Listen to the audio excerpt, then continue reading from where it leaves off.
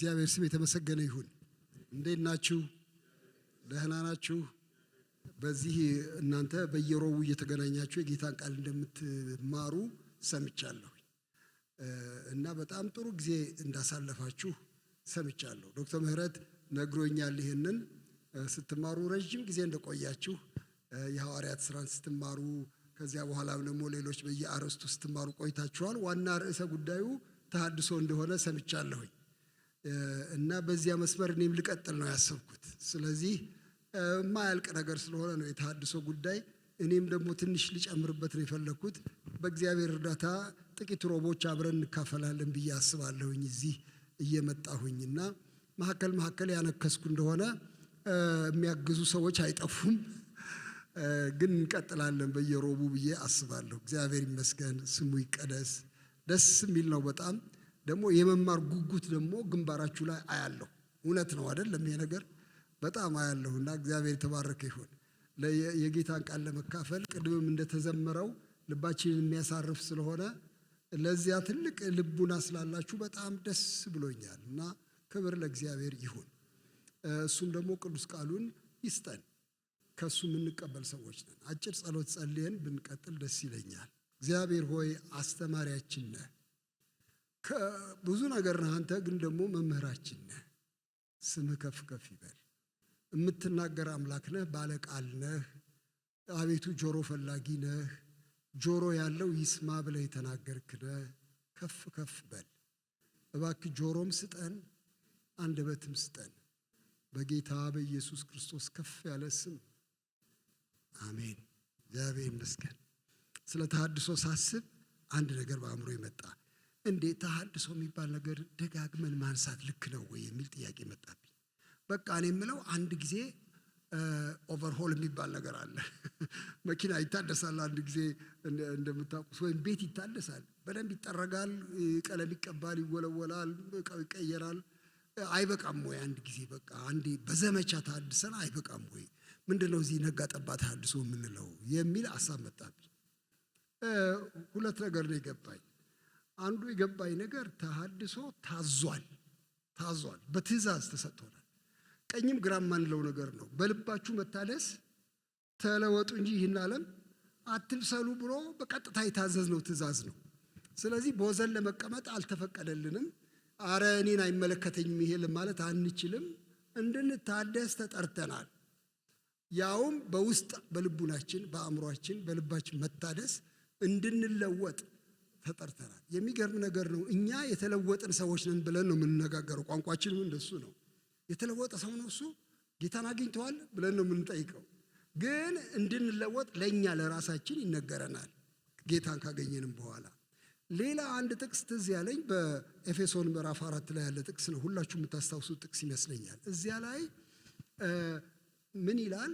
በአእምሮ መታደስ የሚለወጠውን የሚታደሰውን አዲሱን ሰው ለብሳችሁታል ይላል። የሚገርም ነገር ነው። የፈጠረውን ምሳሌ እንዲመስል የሚታደሰውን አዲሱን ሰው ለብሳችሁታል ብሎ ይላል። እንግዲያው ሂደት ነው እንጂ ተሐድሶ ሁነት አይደለም ማለት ነው። አንድ አፍታ ሆኖ በዚያ የሚቆም አይደለም፣ ሂደት ነው። በየጊዜው ፈጣሪውን አዲሱን ፈጣሪውን መድኃኒታችን ኢየሱስ ክርስቶስን ዳግም ልደት የሰጠውን እሱን እንዲመስል የሚታደሰውን አዲሱን ሰው ለብሳችሁታል ስለሚል እንግዲያው በማያቋርጥ የተሐድሶ ሂደት ውስጥ ነው የምንኖረው ማለት ነው። ከዚህ የተነሳ ምንም ጥያቄ የለውም፣ አይቋረጥም። ይሄ የተሐድሶ አስተሳሰብ ሁልጊዜ ይቀጥላልና እንግዳ ሊሆንብን ይበቃል ታድሰን እኮ ጨረስን፣ ምንድን ነው ከዚህ በኋላ ልታፈርሱት ነው እንደ ቤቱን አይባልም። ይታደሳል። እግዚአብሔር ይባረክ።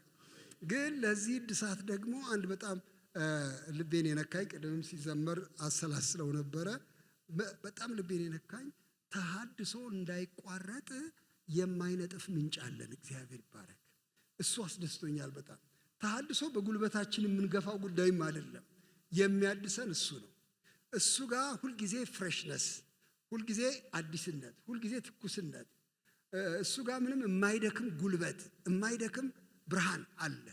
ከዚህ የተነሳ ተሐድሷችን ምንጩ አይነጥፍም። ነጠፈ የሚለው ቃል ይታወቃል። ተስፋ አደርጋለሁ ላሚቱን ታልቦ የለም እንዴ? አታልቡም እናንተ። በባላገር ያልባሉ፣ ላም ያልባሉ። ወተት ትሰጣለች። ለእንግዳ ሁሉ ይሰጣል ይሰጣል ይሰጣል ይሰጣል ይሰጣል። ጥቂት ወራት ካለፈ በኋላ ላሚቱ ስትጎትቱም ጡቷን ምንም አትሰጥም። ነጠፈች ይባላል። መስጠት አቆመች። የማይነጥፍበት አምላክ አለ። ስለዚህ ስለ ተሐድሶ ስናወራ በተስፋ ነው የምናወራው እንጂ እንዲያው አሁንማ ከየት እናመጣለን የምንለው አይደለም። ከኛ የሚመጣ የለም። እግዚአብሔር የተባረከ ይሁን። ስለዚህ በዚህ መንፈስ ስለ ተሐድሶ ብንነጋገር ደስ ይለኛል። እዚህ አንድ የዛሬ 15 ዓመት ግድም የተጻፈ አንድ መጽሐፍ ቅድም አስታውሶኛል ምስክር ከዚያ ላነብ እፈልጋለሁ። ከተሐድሶ ጋር በተያያዘ የተጻፈ መጽሐፍ ነው። ከዚያ ውስጥ በተለይ አንድ አንቀጽ ብቻ ባነብ ሳይበቃ አይቀርም፣ ወይም ሁለት አንቀጽ ብቻ አነባለሁ። ለሞት እንዳልተኛ አይኖቼን አብራ ያለው ማን ነው?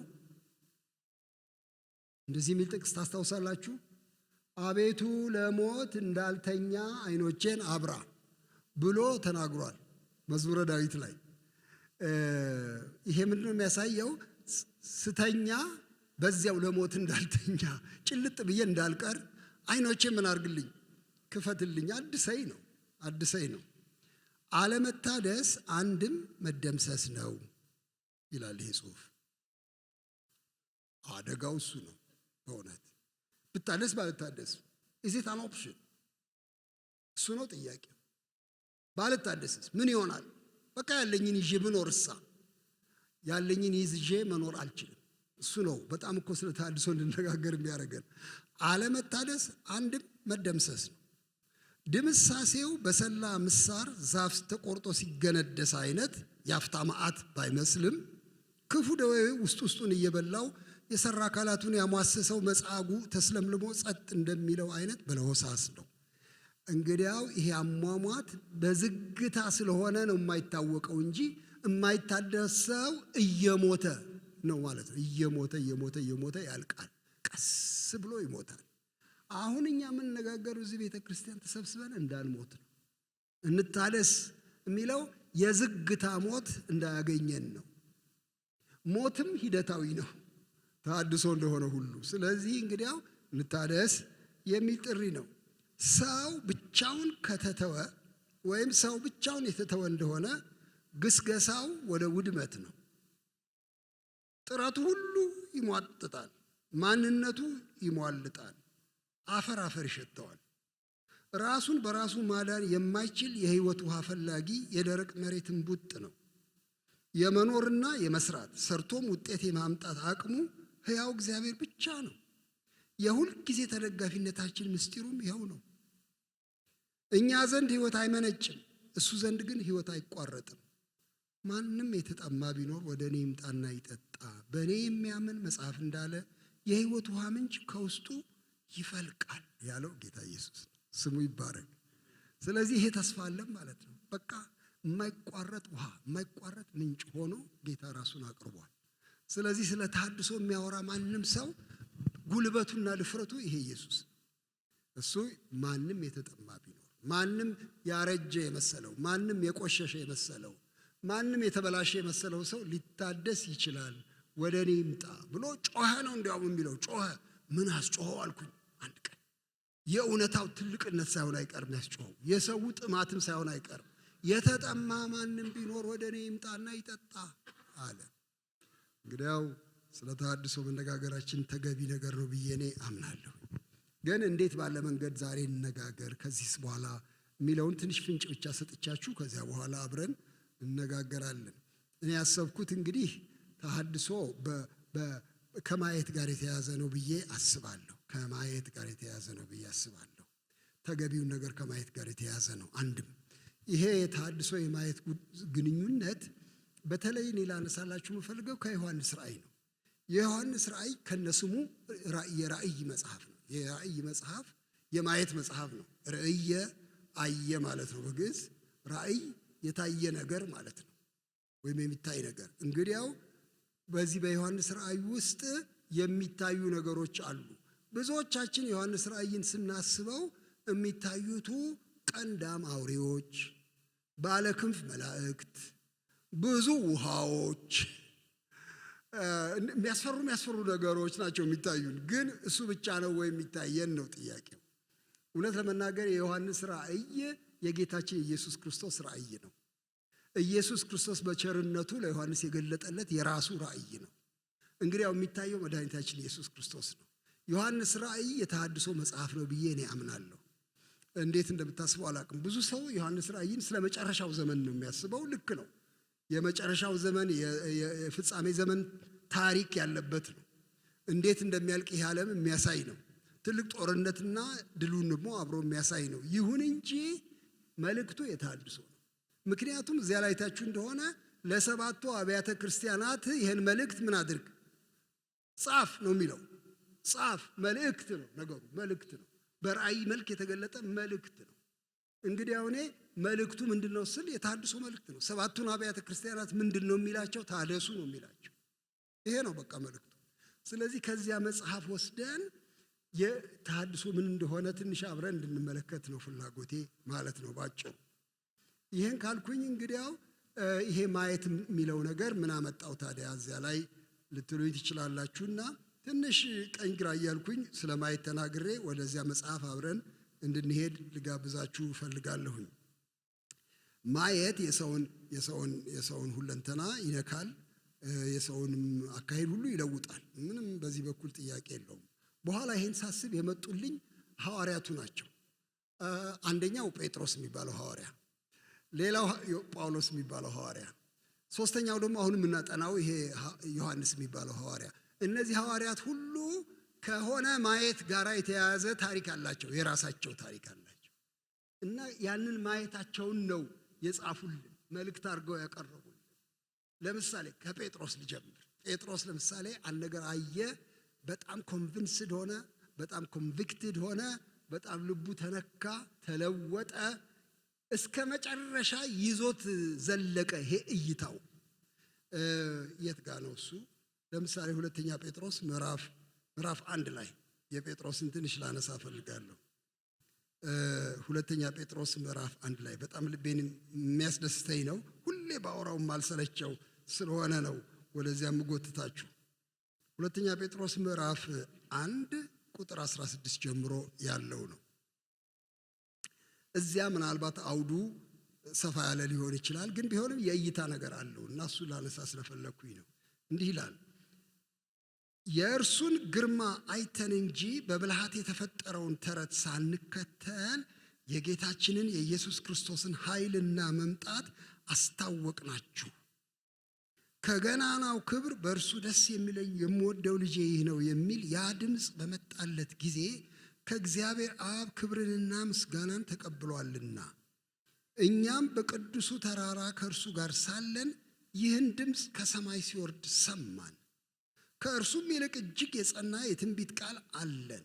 ምድርም እስኪጠባ ድረስ የንጋትም ኮከብ በልባችሁ እስኪወጣ ድረስ ሰው በጨለማ ስፍራ የሚበራም መብራት እንደሚጠነቀቅ ይህን ቃል እየጠነቀቃችሁ መልካም ታደርጋላችሁ። ይህን በመጀመሪያ ወቁ። በመጽሐፍ ያለውን ትንቢት ሁሉ ማንም ለገዛ ራሱ ሊተረጉም አልተፈቀደም።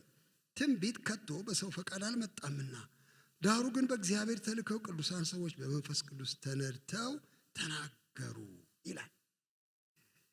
ከባድ ጭነት አለበት ጴጥሮስ ይህንን መልእክት ሲጽፍ። ምኑ ነው ጭነቱ ያላችሁ እንደሆነ ሊሞት ደርሷል። ትንሽ ጊዜ ነው የቀረኝ ይላል እሱ ራሱ በዚሁ ክፍል ውስጥ። የቀረኝ ትንሽ ጊዜ ነው፣ ከመሄዴ በፊት ከዚህ ማደሪያ ከመወሰዴ በፊት ላነቃችሁ እንደሚገባኝ ይሰማኛል ይላል እዚሁ ምዕራፍ 1 ላይ ቁጥር 12። ስለዚህ እነዚህን ነገሮች ምንም ብታውቁ በእናንተም ዘንድ ባለ እውነት ምንም ብትጸኑ ስለ እነዚህ ዘወትር እንዳሳስባችሁ ቸል አልልም። ሁልጊዜም በዚህ ማደሪያ ሳለሁ በማሳሰቤ ላነቃችሁ የሚገባኝ ይመስለኛል። ጌታችን ኢየሱስ ክርስቶስ እንዳመለከተኝ ከዚህ ማደሪያዬ መለየቴ ፈጥኖ እንዲሆን አውቃለሁና ከመውጣቴም በኋላ እነዚህ ነገሮች እንድታስቡ በየጊዜው ትችሉ ዘንድ ተጋለሁ። ስለዚህ የሞት አፋፍ ላይ ደርሷል። አመልክቶኛል ጌታ እንደሚሄድ። ከመውጣቴ በፊት ይለዋል ወደ አባቱ ወደ ጌታ። ከዚያ በፊት ይህን ነገር በደንብ እንድታውቁ ትፈልጋለሁ ይላል። ያሳሰበው ነገር ምንድን ነው ካላችሁ ደግሞ ዝቅ ብሎ እዚያ ምዕራፍ 2 ላይ ታገኙታላችሁ። አሳሳቾች ገብተው ወዲያ ያተራምሳሉ እና ተጠንቀቁ፣ እኔ ከመሞቴ በፊት ይሄን ነግራችሁ ሊሄድ ነው ይላቸዋል። እና ይሄ ጭነት ባለበት ሁኔታ ነው ይህን የሚናገረው። የሚያስተላልፈው ግን ምን አይነት ኦቴንቲሲቲ፣ ምን አይነት ተቀባይነት፣ ምን አይነት እውነተኛነት አለው። ይሄ በጣም ልቤ ላይ ከብዷል፣ ተቀበሉት የሚለው ነገር እስከዚህ በጣም አስገራሚ ነገር ነው ወይ ስትሉ፣ አዎ ለጴጥሮስ በጣም ውድ ነገር፣ በጣም ክቡር ነገር ነው። ክብሩ ከየት መጣ? ከማየቱ ከመስማቱ። እኔም ማወራላችሁ ዝም ብዬ የፈጠርኩት ተረት አይደለም ነው። ተረት አይደለም የፈጠርኩት። በዚህ በቀድሞ አማርኛ በብልሃት የተፈጠረ ተረት ይለዋል። ጥሩ ነው። በአንዳንድ ትርጉሞች ላይ ልብ ወለድ፣ ለምሳሌ በአዲሱ መደበኛ ልብ ወለድ አይደለም፣ ፊክሽን አይደለም እንጽፍላችሁ ይላል። በነገራችን ላይ ፊክሽን በጣም ትልቅ ሙያ ነው። ፊክሽን መጻፍ። ልብ ወለድ ጽፋችሁ የምታውቁ ጎበዞች እጃችሁን ከፍ አድርጉ። እሺ፣ ይኸው አንድ ሰው አለ እዚህ ልብ ወለድ መጽሐፍ የጻፈ። እሺ፣ እዛ ጋር ሌላ አንድ ሰው አለ። አንተ አንድ ሶስት ነው የጻፍከው? ሁለት። እሺ፣ ልብ ወለድ መጽሐፍ የጅል ስራ አይደለም። በጣም ጥንቃቄ የሚፈልግ ነው። በጣም ትልቅ ስራ ነው። እኔ በጣም አከብራለሁ። እኔ በጣም ልብ ወለድ ወዳጅ ነበርኩ ወጣት ሳለሁ። አሁን ትንሽ ቀንሻለሁ። ያው ከእድሜ ጋር የተያዘ ነገር አለው። የሩሲያ ልብ ወለድ በጣም ወድ ነበረ፣ አንቷን ቼኮቭ ወይም ሌሎቹ የሚጽፉት። እና ልብ ወለድ እንዴት ነው የሚጻፈው እያልኩኝ ደግሞ በጣም አስቤያለሁ። በራሴ በኩል ለመጻፍም የሞከርኩበት ጊዜ ነበር። አልተሳካልኝም። ብዙ አልሄደም። ግን ልብ ወለድ የሚጽፍ ሰው ትንሽ አሁን እንደ ቀልድ አድርጌ ነው የምናገረው፣ ቁጭ ይላል። ወረቀት ይዞ እርሳስ ይዞ ቁጭ ይላል። ወይም ደግሞ ኮምፒውተር ይዞ መደንቆያው ጣቱን ይዞ ቁጭ ይላል። ቁጭ ብሎ ምንድን ነው የሚያደርገው? ገጸ ባህሪያት ያስባል። ሌላም ነገር አለ። እኔ በጣም ላሳንድ ሰው ፈልጌ ነው። ማንን ልፍጠር ብሎ፣ ያው ፈጣሪ ነው፣ ልቡ የወለደውን ነው የሚወልደው። ሰው ያስባል። አዛለች የምትባል አንዲት ልጅ እሷን እሰራለሁ ይላል። የእሷን ገጸ ባህሪ የእሷንም ምስል ለመከሰት ይሞክራል በተቻለ መጠን። እያሰማመረች ያዛለች የምትባል እንዴት አይነት ናት? አይኗ የብረት አለሎ የመሰለ፣ ጸጉሯ የተሰናፈለ፣ አፍንጫዋ ስንደዶ የሆነ፣ እንግዲህ የድሮ ስልት እንደዚህ ነው እያለ አዛለች እንደምታዝል እያረጋገጠ ይስላታል። አስገራሚ ነው። አንድ 15 ገጽ እሷን እየሳለ ጊዜውን ያጠፋል። ከዚያ አንድ ስኒ ቡና ደግሞ ይጠጣል። ከዛ ይቀጥላል። ምን ላርጋት ታዲያ ይችን አዛለች። ደባልቅ የሚባል አንድ ሰው ልፍጠራ ደግሞ ይላል። ደባልቅ የሚባል ሌላ ሰፈር፣ እሱ ደግሞ በጣም ወጠምሻ ጎረምሳ ነው። ትከሻው ሰፊ ነው። ሲሄድ እንደ ፈረስ መሬት ይጎደፍራል። በጣም ኃይለኛ ነው። ያስፈራል። ሰው ሁሉ ይደነግጣል እሱ ሲመጣ። እሱንም ሲስል እንደዚሁ ደግሞ አንድ 20 ገጽ አንድ ላይ 30 ገጽ ሆነለት። ደስ እያለው ሌላ ቡና ይጠጣል። ከዛ ያስባል፣ ምን ላርጋቸው? ላዋዳቸዋ። ወደዳት ደባልቄ አዛለችን። ከዚያማ ምን ይነገራል? 57 ገጽ። እሺ፣ በ57 ገጽ ሊጨርስ አልፈለገም። ትንሽ ላጣላቸው ደግሞ ይላል። አየለን ደግሞ ከሆነ ሰፈር ያመጣና ወደዳት ደግሞ አዛለችን። እሱም በሁለቱ ተጣሉ። በቃ ከዛ በኋላ 130። ይሄ ብልሃት ይፈልጋል። መጽሐፍ ምን ይላል? በብልሃት የተፈጠረ ተረት ነው የሚለው። እንደዚህ ነው ወይ እኛ የጻፍነው ብሎ ይጠይቃል። እኔ የጻፍኩት እንደዚህ ነው ወይ? በብልሃት የፈጠርኩት ክሌቨርሊ ክራፍትድ ፊክሽን ነው በእንግሊዝኛ የሚለው። ኢዝ ኢት ክሌቨርሊ ክራፍትድ ፊክሽን ብሎ ይጠይቃል። ኧረ አይደለም፣ እንደዚህ በስኒ ቡና ዙሪያ የተጻፈ አይደለም። ኧረ አይደለም፣ ተራራው ላይ ይላል። ተራራው ላይ አይተን ነው የጻፍነው፣ ሰምተን ነው። ይኸው የእርሱን ግርማ አይተን እንጂ በብልሃት የተፈጠረውን ተረት ሳንከተል የጌታችንን የኢየሱስ ክርስቶስን ኃይልና መምጣት አስታወቅናችሁ። አየን። ከገናናው ክብር በእሱ ደስ የሚለኝ የምወደው ልጄ ይህ ነው የሚል ያ ድምፅ በመጣለት ጊዜ ከአብ ዘንድ ክብርንና ምስጋናን ተቀብሏል። እኛም በቅዱሱ ተራራ ከእርሱ ጋር ሳለን ይህን ድምፅ ከሰማይ ሲወርድ ሰማን። እግዚአብሔር የተባረከ። ይሄ ኦቴንቲሲቲ የምለው ይሄ እውነተኛነት ልቡን እስከ መጨረሻው ይሄው ሊሞት እስኪደርስ ድረስ ጴጥሮስን ይዞታል። ለምንድን ነው ወንጌል የምትናገሩ? ምንድን ነው እንደዚህ ረፍት የሚያሳጣ ስንለው ይሄ ያየሁት ይሄ የሰማሁት ነገር ልቤ ውስጥ የተተከለ እውነተኛ ነገር ይሄ ራእይ ዝም አያሰኘኝ። እንግዲያው ለዘመናት እያደሰ እንዲቀጥል ያደረገው ይሄ እይታ ነው ብዬ አስባለሁ ጴጥሮስ። ስለዚህ ትልቅ ኃይል አለው። ይሄ ኢንካውንተር የሚባል ቃል አለ የምታውቁት ነው። ይሄ ግንኙነት ይሄ ሁኔታ በጣም ልቡ ውስጥ ትልቅ ቦታ አለው በጴጥሮስ። ጴጥሮስ ብቻ አይደለም፣ ጳውሎስ ሐዋርያው ጳውሎስን የምታውቁት ነው ታሪኩ። እሱ ራሱ የእሱ ደግሞ በጣም ታምራዊ ነው። ልክ እንደዚሁ ጎዳና ላይ ሲሄድ ጌታ አገኘው። በታላቅ ብርሃን ተገናኘው። ወድቆ ሰማ። እሱም አየ ሰማ። እና በኋላ በሸንጎ ላይ ሲናገር ለተገለጠልኝ ራእይ እምቢ አላልኩም ይላል። በአንድ ንጉሥ ፊት ይቆምና በቃ እንደዚህ ተገለጠልኝ፣ ምን ላድርገው? እሺ አየሁት። እኔ እኮ የማልፈልገው ነገር ነበረ። እኔ እንዲያውም የእሱን ተከታዮች እያሳደድኩ ነበረ። ግን መጣና ገጠመኝ መንገድ ላይ፣ ምን ላድርገው? አየሁት፣ ሰማሁት። ለምንድን ነው የምታሳድደኝ አለኝ። ማነህ አንተ አልኩት። ሂድ ይነግሩሃል አለኝ። ነገሩኝ፣ በራልኝ፣ ገባኝ፣ ራእይ ሰጠኝ፣ ምስክር ትሆናለህ አለኝ። እና ይኸው እሱን ማድረግ እኮ ነው አሁን ብሎ ይላል። አይቶ ልቡ ተነካ በጣም። እና ወንድሞቼና እህቶቼ ይሄ የማየት ነገር ከተሐድሶ ጋር ይያያዛል በጣም። ልቡናችንን ሳያቋርጥ ታምቡር የሚመታልን ይሄ እይታ ነው ብዬ አስባለሁ። በሆነ መንገድ ከጌታ ጋር ያልተገናኘ ሰው የተሐድሶ መስመር አላወቀውም። ይሄ ተሐድሶ እንዲቀጥል ደጋግመን ማየትም ያስፈልጋል ብዬ አስባለሁ። ዮሐንስ ደግሞ አሁን በራእዩ አየ እና እኔ አንድ ጊዜ አስተምራለሁ ብዬ ዮሐንስ ራእይን በተለይ ለአብያተ ክርስቲያናቱ የተጻፈውን ደብዳቤ ለማስተማር ገለጥኩና ምንድነው ያላቸው ብዬ ስል አንድ ነገር አስተዋልኩኝ። ያስተዋልኩት ምንድን ነው?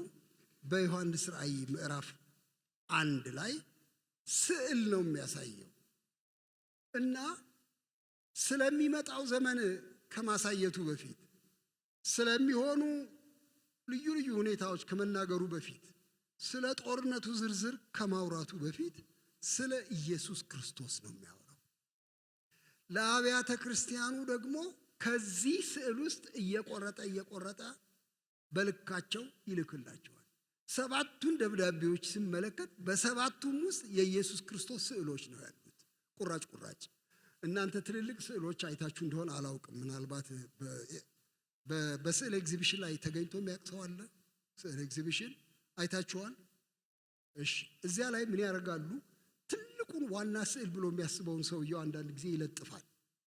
በጣም ብዙ ዝርዝር ያለበት ስዕል። ከዚያ ዲቴይል ተብሎ ደግሞ ቁራጭ ይለጠፋል። አይታችኋል? ለምሳሌ ያን ትልቅ ሰው ስዕል ከሆነ ምናልባት ከዚህ ከአንገቱ በላይ ብቻ ደግሞ ሌላ ጋር ይሰቀላል። እጁ ብቻ ከሆነ ለምሳሌ ቅርጽ አሁን ማይክል አንጀሎ የሚሰራቸው ለብቻ የእጁን ጡንቻዎች ብቻ የሚያሳይ ዲቴይል፣ እግሩን የሚያሳይ ዲቴይል ወይ ምናምን ዲቴይል። እነዚህ 7 አብያተ ክርስቲያናት የተጻፈላቸውን ደብዳቤዎች ብታዩ ዲቴይሎች ነው የተሰጧቸው። የአንዱ ስዕል ልዩ ልዩ ገጽታዎችን ወይም ቁራጭ ገጽታዎችን ነው የተቀበሉት። ሄደን ለምን አናየው? ዮሐንስ ራእይ ምዕራፍ 2 ከዛ ብንጀምር ጥሩ ነው ብዬ አስባለሁ። ምዕራፍ 2 ላይ ለምሳሌ በኤፌሶንም ወዳለው ወደ ቤተ ክርስቲያን መልአክ እንዲህ ብለህ ጻፍ፣ በቀኝ እጁ 7ቱን ከዋክብት የያዘው በ7ቱም የወርቅ መቅረዞች መካከል የሚሄደው። ይሄ አንድ ስዕል ነው፣ የስዕል ቁራጭ ነው። ዝቅ ብለን እንየው ደግሞ ቁጥር 8 ላይ በሰምርኔስም ወዳለው ወደ ቤተ ክርስቲያን መልአክ እንዲህ ብለህ ጻፍ፣ ሞቶ የነበረው ሕያውም የሆነው ፊተኛውና መጨረሻው እንዲህ ይላል። ምዕራፍ 1 ላይ የተጠቀሰ እሱ ነው የተደገመው። ቁጥር 12 ላይ በጴርጋሞንም ወዳለው ወደ ቤተ ክርስቲያን መልአክ እንዲህ ብለህ ጻፍ፣ በሁለት ወገን የተሳለ ስለታም ሰይፍ ያለው እንዲህ ይላል። እዛ ላይ ያለው ስዕል ቁራጭ ነው። ቁጥር 18 በቲያጥሮንም ወዳለው ወደ ቤተ ክርስቲያን መልአክ እንዲህ ብለህ ጻፍ፣ እንደ እሳት ነበልባል የሆኑ ዓይኖች ያሉት በእቶንም የነጠረ የጋለ ናስ የሚመስሉ እግሮች ያሉት የእግዚአብሔር ልጅ እንዲህ ይላል። ምዕራፍ 3 ቁጥር 1 በሰርዴስም ወዳለው ወደ ቤተ ክርስቲያን መልአክ እንዲህ ብለህ ጻፍ፣ 7ቱ የእግዚአብሔር መናፍስትና 7ቱ ከዋክብት ያሉት እንዲህ ይላል። ቁጥር 7 በፊልድልፊያም ወዳለው ወደ ቤተ ክርስቲያን መልአክ እንዲህ ብለህ ጻፍ፣ የዳዊት መክፈቻ ያለው የሚከፍት የሚዘጋም የሌለ የሚዘጋ የሚከፍትም የሌለ ቅዱስና እውነተኛ የሆነው እርሱ እንዲህ ይላል። ቁጥር 14 በሎዶቅያም ወዳለው ወደ ቤተ ክርስቲያን መልአክ እንዲህ ብለህ ጻፍ፣ አሜን የሆነው የታመነው እውነተኛው ምስክር በእግዚአብሔር ፍጥረት መጀመሪያ የነበረው እንዲህ ይላል። እነዚህ የስዕል ቁራጮች ከዋናው ስዕል ላይ የተወሰዱ ናቸው። ለአብያተ ክርስቲያናቱ የተሐድሶ መልእክት የቀረቡ መግቢያዎች ናቸው እና እንግዲያው የጌታ መልእክት በማያሻማ መንገድ እዩኝ ነው።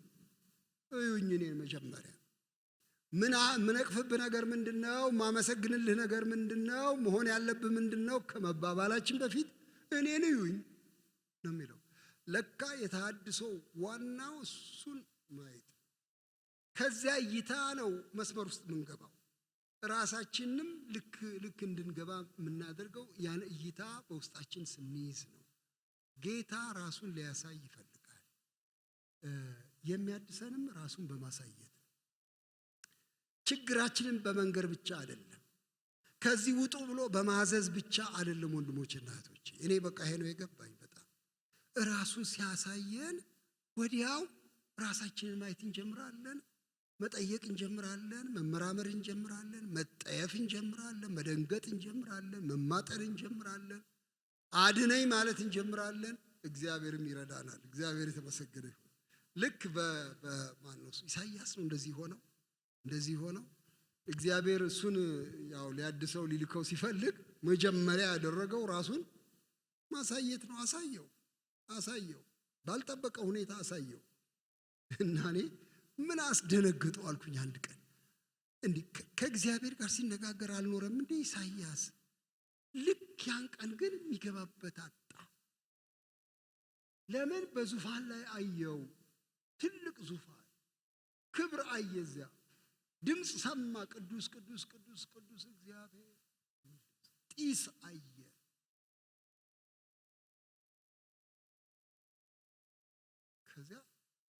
ከዚህ በፊት ብሎት የማያውቀው ተናገር። እኔ ቦታዬ አይደለም። ከዚህ በፊት ደፈር ይል እንደሆነ እኔ አላውቅም። ከዚህ በፊት ይገባኛል ይል እንደሆነ እኔ አላውቅም። ከዚህ በፊት እስቲ የጌታን ቃል ልስማ ብሎ ይሄድ እንደሆነ አላውቅም። የዚያን ቀን ግን አስወጡኝ ነው ያለው። እኔ እዚህ ልቆይ አልችልም። እኔ እርኩስ ነኝ፣ እኔ ቆሻሻ ነኝ እና እኔ ብቻ አይደለሁም፣ እኔ ከምንጭ ጀምሮ ቆሻሻ ነኝ። የመጣሁባቸው ሰዎች ሁሉ ከንፈራቸው የረከሰባቸው ናቸው ብሎ መውጫ ይፈልጋል። እና ማየት ለካ ያስደነግጣል አልኩኝ። እግዚአብሔር የተባረከ ይሁን። ይሄ ንጹህ መደንገጥ ይባላል። ጥሩ መደንገጥ ይባላል። ወዮልኝ ጠፍቻለሁ ነው፣ ግን መጥፋቱ አይደለም መዳኑ ነው። በእውነት ለመናገር ይሄ እይታ መዳኑ ነው። ግን እሱ ጠፋው፣ አይቼዋለሁና ጠፋው አለ። ለምን? የእሱ አለመብቃት በጣም ስለታየው። እግዚአብሔር ግን አላጠፋውም። ሁላችን የምናውቀው ታሪክ ነው። ባጭሩ ለመናገር አላጠፋው፣ አስደነገጠው እንጂ አላጠፋው። መደንገጡ ደግሞ ደህና ነው። ሴንሲቲቭ እንዲሆን አደረገው። አለሁ እኔ ትልቅ ነኝ፣ እኔ ቅዱስ ነኝ እኔ አለው። በኋላ ያው ከንፈሩን አነጻ። ከዚያው ፊት ለፊት ከሚያየው ምንድነው እሱ መሰዊያ ላይ በጉጠት ተወስዶ ነጣ ከንፈሩ። አበሳ ካንተ ተወገደችልህ አለው። ወደ ሁለተኛ ደረጃ ተሸጋገረ ያለ ነው የሚመስለኝ ለኔ። በቃ የተነፈሰ ነው የሚመስለኝ። ስለዚህ መቀመጥ እችላለሁ ማለት ነው። ቢያንስ በዚህ የሰማይ ጉባኤ መካከል መቀመጥ እችላለሁ ብሎ ጭጭ ብሎ የተቀመጠ ይመስለኛል። በኋላ ግን ከጭጭታም አለፈ።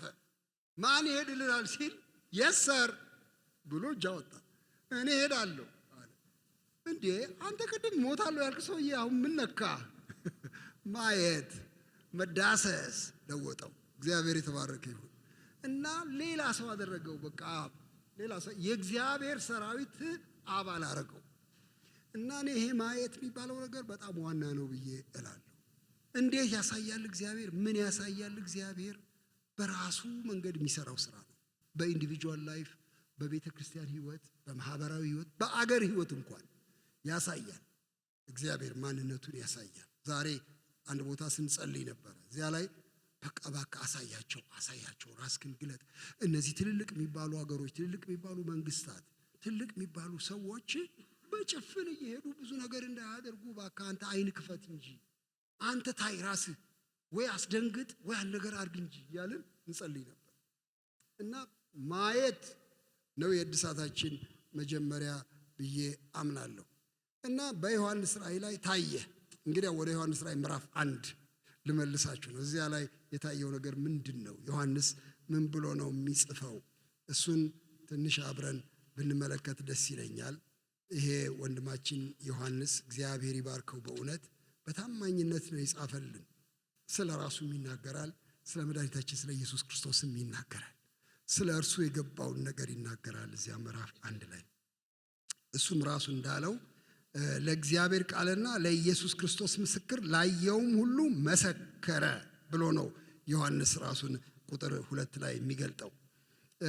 በኋላ ቁጥር 4 ጀምሮ እንዲህ ይላል። እሱን ላንብብላችሁ። ዮሐንስ በእስያ ላሉት ለሰባቱ አብያተ ክርስቲያናት ካለው ከነበረው ከሚመጣው በዙፋኑ ፊት ካሉት ከሰባቱ መናፍስት የጌታ ስም የተባረከ ይሁን፣ ከታመነው ምስክር ከሙታን በኩር የምድር ነገስታት ገዥ ከሆነ ከኢየሱስ ክርስቶስ ጸጋና ሰላም ለእናንተ ይሁን ብሎ የስላሴን አስተርእዮ ነው የሚነግረን። ያለ ስላሴን ነው የሚናገረው። ልብ ብላችሁት እንደሆነ ያለው የነበረው የሚመጣው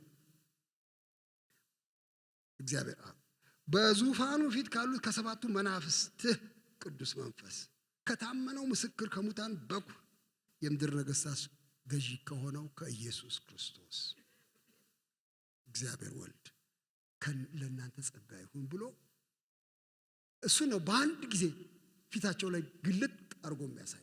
እኔ የምናገረው ከዚህ ነው ብሎ ግልጥ አድርጎ ይናገራል።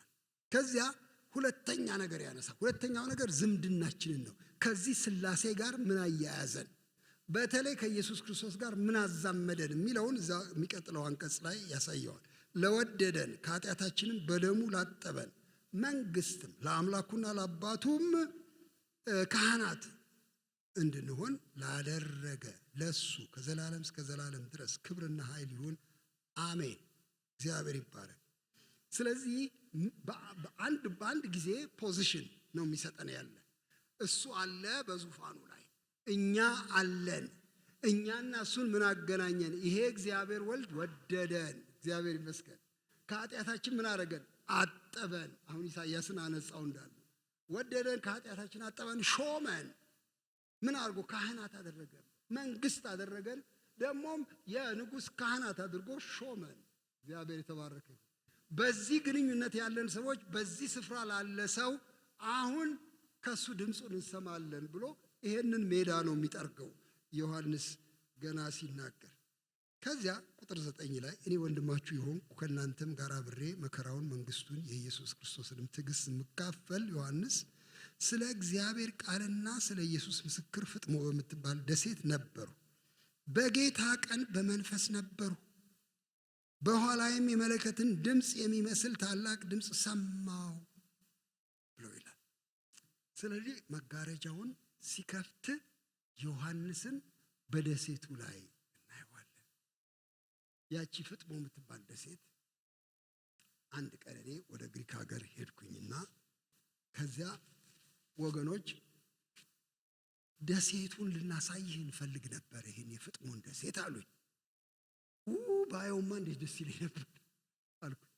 ግን ወራቱ አሁን ጥሩ አይደለም፣ በጣም ማዕበል ስላለ ለመሄድ ያስቸግራል። እሺ ምን አደርጋለሁ? እየቀረው እዚያ ደሴት ውስጥ ታስሮ ባለበት ጊዜ ሰማሁ፣ አየሁ ይላል። ይሄ መስማት ማየት እዚያ ወዲያው እሱ እንደሚናገረው በመንፈስ ሆኜ ነው የሚለው። በመንፈስ ነበርሁኝ ይላል። በዚያ ተጠባባቂ የመንፈስ ቅዱስ ልቡና ውስጥ ነው የታየው የሰማው። ስለ ተሐድሶ ስናስብ በአጭር ቀልላችሁ ፈልገው ተጠባባቂ ሰዎች ናቸው የሚታደሱት። ምክንያቱም እዚህ ቁጭ ብዬ የገባኝ ነገር አሁን ቅድም ከወጣ በኋላ ከኪሴ ስለማይወጣ የተሐድሶ ቁልፍ መጠበቅ ብቻ ነው። ምን አረጋለሁ? በቃ አሁን ከዚህ በኋላ መታደስ እንጀምራለን፣ 1ኛ፣ 3ኛ፣ 17ኛ ልል እችላለሁ። ምን አርጌ? እጄ ላይ ቁልፎ የለ፣ እምዘውረው ነገር የለኝም። ግን በመንፈስ ነበርኩ፣ ሰማሁ፣ አየሁ። እንግዲያው ቤተ ክርስቲያን እንድትታደስ ከፈለገች ይሄ የጥበቃ መንፈስ፣ ይሄ የጉጉት መንፈስ፣ ይሄ የእርጋታ መንፈስ ያስፈልጋል። እሷ የምትፈጥረው ቴክኒክ የላት ወይም የሚያድሱ አንዳንድ ሰባኪዎችን ጋብዝ እንዴ፣ ደህና የሚያነቃቁን አንዳንድ የሆነ ኳየርን ጋብዝ እንዴ፣ እንለውጠው እንደ ይህንን ያማሃ ኪቦርድ ወይ ምን እናርግ እንድንታደስ የሚያደርግ የሆነ ነገር የሚሰጠን ነገር ምንም የለም። አረጋግጬ ነገር ምንም የለም። እንደሱ የሚያስመስሉ ሰዎች ካሉ ጩኸቱ ሲበርድ ይፋጠጣሉ ከዚያው ከራሳቸው ጋር ምንም ስለሌለ እና እንደዚህ አይነት ሙከራ፣ ይሄ አርቲፊሻል የሆነ ሙከራ ውስጥ መግባት የለም። ጥበቃ ግን ዋናው ትእዛዝ ነው። እግዚአብሔር የተመሰገነ ይሁን። በመንፈስ ነበርኩ በጌታ ቀን ከሱ ዘንድ የሚመጣውን ለመቀበል እና ሰማው። እንዲሁም የምታየውን በመጽሐፍ ጽፈህ ወደ ኤፌሶን፣ ወደ ሰምርኔስ፣ ወደ ጴርጋሞን፣ ወደ ቲያጥሮን፣ ወደ ሰርዴስ፣ ወደ ፊልድልፊያ፣ ወደ ሎዶቅያ፣ በእስያ ወዳሉት ወደ 7ቱ አብያተ ክርስቲያናት ላክ አለኝ። ስለዚህ ይህን ድምፅ ሰማሁ እና ዮሐንስ በጣም ነው የሚገርመኝ። ባነበብኩት ቁጥር ልቤ እንደገና ይነቃቃል። ድምፅ ከሰማ በኋላ ማን ነው የሚናገረው ብሎ ዘወር ይላል። እንደሱ ነው የሚለው። የሚናገረኝንን ድምፅ ለማየት ዘወር አልኩ። ከዚያ በኋላ አይነገርም። ያየው ነገር አይነገርም። የሚያስገርም ነው። ዘወር ብዬ 7 የወርቅ መቅረዞች አየሁ። በመቅረዞቹ መካከል የሰው ልጅ የሚመስለውን አየሁ። እሱም እስከ እግሩ ድረስ ልብስ የለበሰው፣ ደረቱም በወርቅ መታጠቂያ የታጠቀ ነበር። ራሱና የራሱ ጠጉሩም እንደ ነጭ የበግ ጠጉር እንደ በረዶም ነጭ ነበሩ። ዓይኖቹ እንደ እሳት ነበልባል ነበሩ። እግሮቹ በእቶን የነጠረ የጋለ ናስ ይመስሉ ነበር። ድምፁ እንደ ብዙ ውሃዎች ድምፅ ነበረ።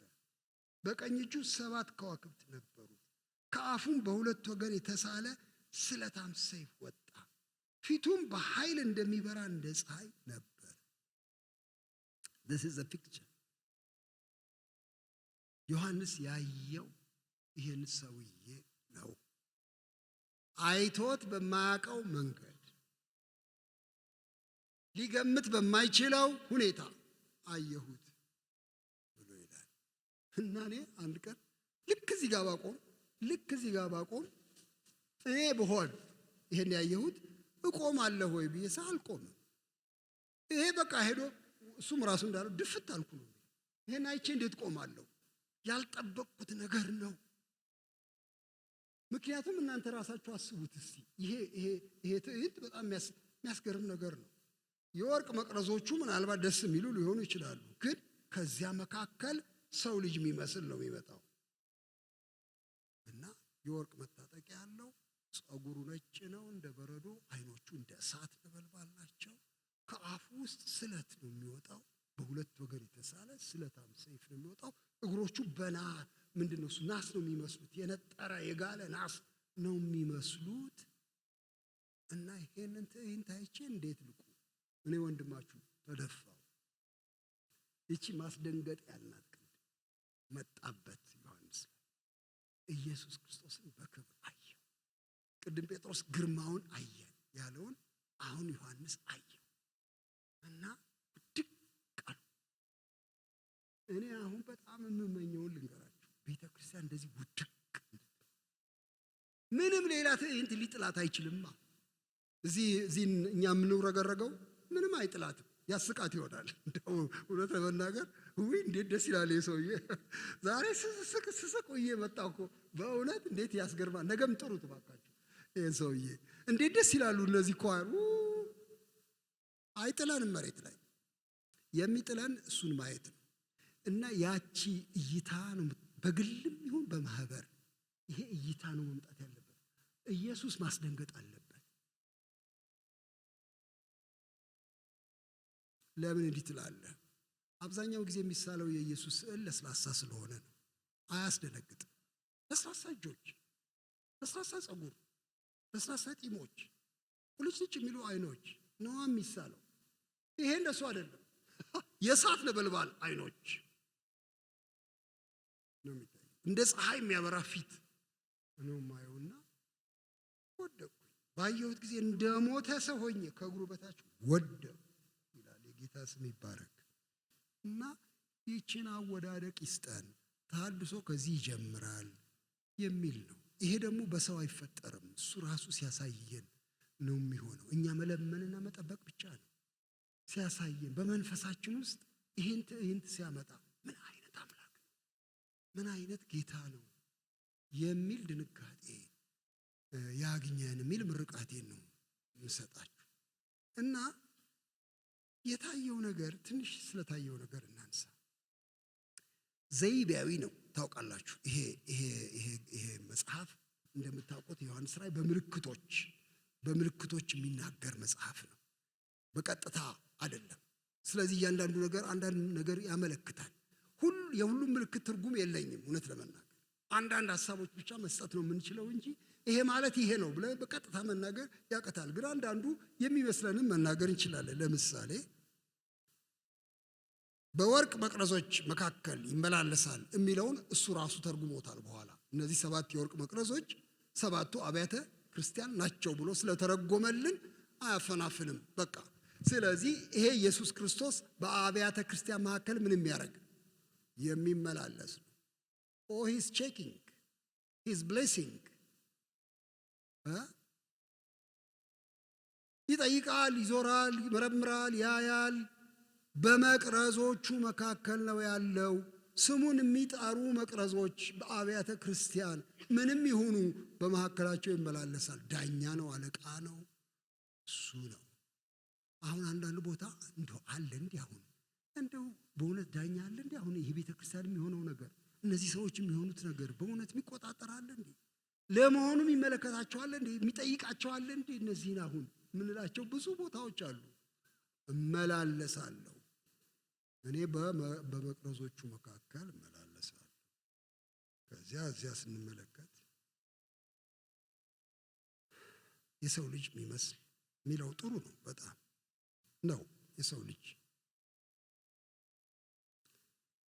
ግርማውን ነው የሚያሳየው ልብሱ። ወርቅ የሚያሳየው ምናልባት ንግስናውን ነው፣ የወርቅ መታጠቂያው የሚያሳየው። ነጭ የበግ ጠጉር የሚለው ምናልባት ንጽህናውን ነው የሚያሳየው፣ ምናልባት ዘላለማዊነቱን የሚያሳይ ይሆናል። ይሄ ኢየሱስ ክርስቶስ አይኖቹ እንደ እሳት ነበልባል የሚለው መርማሪነቱን ያሳያሉ። በኋላም ይጠቅሰዋል። የእሳት ነበልባል ያሉት አይኖች የምትሰራውን አውቃለሁ ብሎ ይላል። ኩላሊትንና ልብን ምመረምር ነኝ ብሎ ይላል። እግሮቹ በእቶን የነጠረ የጋለ ናስ የሚለው ምናልባት ብርታቱን ጽናቱን ያሳይ ይሆናል ብዬ አስባለሁ። ድምፁ እንደ ብዙ ውሃዎች ድምፅ የሚለው ምናልባት አዋኪነቱን ማንም ሊያልፈው የማይችል መሆኑን ሊያሳይ ይሆን እላለሁ። ለምን በትንቢተ ኤርምያስ ይመስለኛል ወይም ኢሳይያስ ትእዛዜን ብትሰማ ኖሮ ሰላምህ እንደ ወንዝ ጽድቅህም እንደ ባህር ሞገድ በሆነ ነበር፣ በዓይኔ ፊት ባልጠፋና ባልፈረሰ ነበር ይላል። እና አንድ ቀን ምን ማለት ነው? ይሄ አሁን ምርቃት ነው እርግማን ነው አልኩኝ። አንድ ቀን እሺ ሰላሜ እንደ ወንዝ ካለ ፍሬሽ ሆኖ በየቀኑ ይፈሳል ማለት ነው። ደስ ይላል እሱ። ሰላሜ እንደ ወንዝ ነው ሰላሜ የሚላል እንደ ወንዝ ነው፣ በቃ ፍሬሽ ነው ሁልጊዜ። ጽድቅ እንደ ባህር ሞገድ የሚለው ግን ረባሽ ነው። ባህር ሞገድ እኮ ማያርፍ ነገር ነው። የሚያውክ ነገር ነው። የሚገለብጥ እኮ ነው መርከብ። ጽድቅ ለካ ገልባጭ ነው። ለካ ጽድቅ ከቆመ ፊታችን ያናውጣል፣ ሁከት ይፈጥራል፣ ዝም ሊል አይችልም። ጽድቅ እንደ ባህር ሞገድ በሆነ ነበረ። ማንም እንደሌለ አይረሳህም ነበረ። ነገሮች ውስጥ በጣም ድምፅ ይሰማ ነበር ማለት ይመስል፣ እንደ ብዙ ውሃዎች ድምፅ ታሰማ ነበር ማለት ይመስለኛል። እኔ በቀኝ እጁ 7 ከዋክብት ነበሩት ይላል። መሪዎቹን እንደያዘ ነው ብዙዎች የሚተረጉሙት። ይህን ከዋክብቱ የቤተ ክርስቲያን መሪዎች እንደሆኑ ከአፉ በሁለት ወገን የተሳለ ስለታም ሰይፍ የታወቀ ነው። የጌታ ቃል ነው ከአፉ የሚወጣው። በጣም ሁነኛ ስራ የሚሰራ ቃል። ፊቱ እንደ ፀሐይ የሚያበራ፣ ግርማው፣ ክብሩ፣ ኃይሉ ሁሉ ተነገረ። ይሄ ኢየሱስ ክርስቶስ ነው የታየው። በጣም የገረመኝ ልንገራችሁ። አያውቀውም ይሄ ዮሐንስ ኢየሱስን ብዬ ስል፣ ኧረ ያውቀዋል፣ አብሮ በልቷል። እንዲያውም በጣም ትከሻ ሳይጋፋም አልቀረ። የወደው የነበረ ደቀ መዝሙር የሚባለው እሱ እንደሆነ ነው ብዙዎች የሚናገሩት። እንግዲያው በጣም የቅርቡ ሰው ነው። ጠረን ሁሉ ያውቀዋል እኮ ይሄ። ዛሬ ግን በሌላ አይን አየው። እሱን ነው ላችሁ ፈልገው። ለካ ኢየሱስ ክርስቶስ ይለመዳል። አይለመድም። ተሐድሶ ማለት አለመልመድ ማለት ነው። ጌታን በየጊዜው በድንጋጤ በትንግርት መመልከት ማለት ነው። ይኸው ምክንያቱም ውይይታቸውን ስሙት። ወደቅኩ ሞቼ ነበርሁ የሚለው የሚናገረው አንድ ዋና ነገር ያው ምታቀኝ ነኝ ማለቱ። ሌላ ሰው አይደለም የተለወጥኩት። እንደ ሞትኩ ትዝ ይልሃል አለ። መስቀል ላይ ሰቅለውኝ አንተ እንኳን መስቀሉ ስር ቆመህ ነበር፣ ትዝ ይልሃል። ማርያምም ነበረች። እነኋት እናትህ አላልኩህም? ሞቼ ነበርኩኝ። I am the same person, but now your eyes are different. አሁን በሌላ አይነት በግርማ በክብር አየ። ያኔ እንደናንተ ነበርኩ፣ ሞቼ ነበር። እነሆም ከዘላለም እስከ ዘላለም ድረስ ያው ነኝ። አሁን የሞት የሲኦል መክፈቻ አለኝ ብሎ ይላል። ስለዚህ ለዮሐንስ ይሄ አዲስ የሆነ መገለጥ፣ ለዮሐንስ አዲስ የሆነ ክስተት፣ ኢየሱስ ክርስቶስን በአዲስ መልክ አየው ዮሐንስ። እና እኔ ምኞቴም ለእናንተም ይኸው ነው። ያው ኢየሱስ አንዳንድ የሚያስቅ ነገር ትዝ ብሎኝ ነው። አንዳንድ ምግብ ቤቶች ይሄንን በጣም ለምደውታል። አይታችሁ እንደሆነ መጀመሪያ ይከፍቱና በጣም ብዙ ሰው ይሄ ይጎርፋል። በጣም የሚጣፍጥ ምግብ ይሰራሉ። ከዚያ እጃቸው ይደክማል እና አሸር ባሸር ይሰራሉ። ከዚያ በኋላ ደካማ ነገር ይሰራሉ። እኛም ሌላ ምግብ ቤት ፍለጋ እንዞራለን። በኋላ ከ3 ዓመት በኋላ በአዲስ መልክ የተዘጋጀ ብለው እንደገና ይለጥፋሉ። እስቲ እንየው እነዚህ ሰዎች እውነታቸውን ነው ብለን እንሄዳለን። ጌታ እንደሱ አይደለም። ድሮውንም ባለ ግርማ ነው። ድሮውንም ባለ ኃይል ነው። ግን የሰዎች አይኖች ለጊዜው አላዩትም። በየጊዜው የሚገለጥ ገጽ ነው ጌታ። በየጊዜው የምንደነቅበት። ይቺ መደነቅ የጠፋችብን ቀን ተሐድሶ ቆሟል ማለት ነው። ልንገራችሁ፣ ተሐድሶ መቆሙን በምንድን ነው የማውቀው? ሁሉ ነገር ያው ነው ያልኩ ቀን ተሐድሶ ቆሟል። ያው አይደለም። እያንዳንዱ የጸሎት መንበርከኬ አዲስ ነገር ነው። እያንዳንዱ መዝሙሬ አዲስ ነገር ነው። እያንዳንዱ የጌታ ቃል አዲስ ነው። እግዚአብሔር የተመሰገነ ይሁን። እያንዳንዱ ህብረት አዲስ ነው። ወንድሞች እንደገና ይናፍቁኛል። ቤተ ክርስቲያን እንደገና ይናፍቀኛል። ቃሉ እንደገና ይጣፍጠኛል። እንዲህ ዛሬ ምን ነካው ይቃላለሁ። መዝሙሩ ስሰማ እንደገና ልቤ ይነሳሳል። ይሄንን አዲስነት የሚሰጥ ይሄን ፍሬሽነስ የሚሰጥ ጌታ ኢየሱስ ነው። እየተገለጠ እሱን ነው መናፈቅ ያለብን ብዬ እላለሁኝ።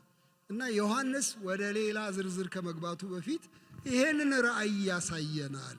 ከዚህ ራእይ ተነስተን ነው እንግዲያው ወደ ሌሎቹ የተሐድሶ ጉዳዮች የምንገባው። እና ዛሬ ይሄን ያህል ካልኩኝ የሚበቃ ይመስለኛል። እኔ ስመለከት እግዚአብሔር ራሱን ይግለጥልን፣ በመገለጡ ያስደንግጠን። ከዚያ ደግሞ በፊቱ ስንወድቅ እሱ ራሱ በእጁ ይዳሰን። አትፍራ። ልክ ነው። ያው ነኝ ግን ያው አይደለሁም። ደግሞ እንደገና እንድታየኝ እፈልጋለሁ። በዚህ መልክ ደግሞ እንድታየኝ እንድታውቀኝ እፈልጋለሁ ብሎ ለተሐድሶ እሱ ራሱ ይቀስቅሰን፣ ማንነቱን ይንገረን። የሞት የሲኦል መክፈቻ እኔ ጋ ነው፣ እኔ አሁን ለዘላለም ሕያው ነኝ ብሎ ማንነቱን ገለጠ። እግዚአብሔር የተባረከ ይሁን። ስለዚህ እኔ ጋብዛችኋለሁ እንድንጸልይ እና ባጭሩ እንድንል የምፈልገው ዛሬ እባክህን የተሐድሶ ጅማሬ የሆነውን አንተን ማየትን ስጠኝ።